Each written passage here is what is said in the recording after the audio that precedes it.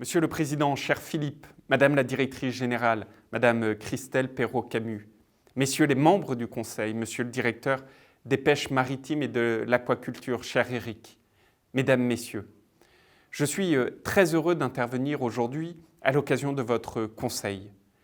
Je tiens à vous remercier très chaleureusement pour votre invitation.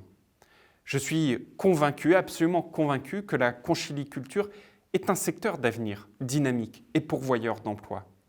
Il contribue à notre souveraineté alimentaire tout en ayant un impact positif pour l'environnement. Il s'agit également d'un secteur d'excellence qui contribue à notre renommée à l'international.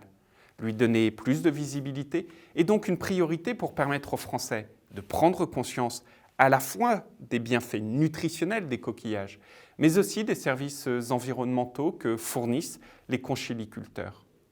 D'ailleurs, dans le cadre du plan France Relance, une grande campagne de communication sur les métiers de l'agriculture, de l'aquaculture et de la pêche sortira dans quelques jours, plus exactement le 1er juillet.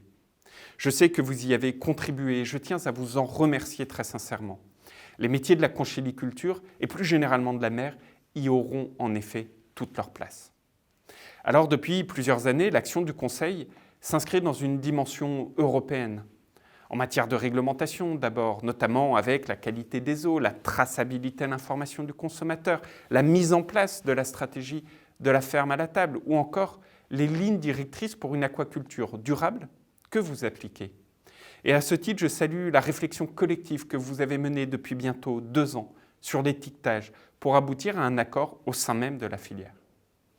En matière de financement ensuite, avec la publication d'ici l'été d'un règlement portant sur l'attribution des fonds européens pour les affaires maritimes, la pêche et l'aquaculture. Il contribuera, j'en suis sûr, à assurer encore et encore davantage la résilience de votre secteur. En complément de ces financements européens, vous avez également bénéficié des dispositifs spécifiques du plan France Relance. Les acteurs de la conchyliculture ont en effet fortement plébiscité ces mesures. Une deuxième vague de cet appel à projets visant à des investissements productifs, durables et innovants sera ouverte dès la fin de semaine.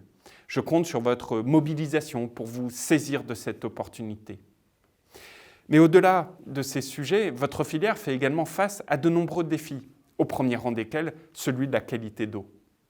Sans eau littorale de qualité, la conchyliculture y est impossible. Et je salue les efforts collectifs qui sont réalisés en amont et en aval des bassins versants, afin de préserver ces eaux. Dans votre secteur, comme dans d'autres, se pose également la question de l'accès au foncier. C'est essentiel pour atteindre les objectifs du plan aquaculture d'avenir.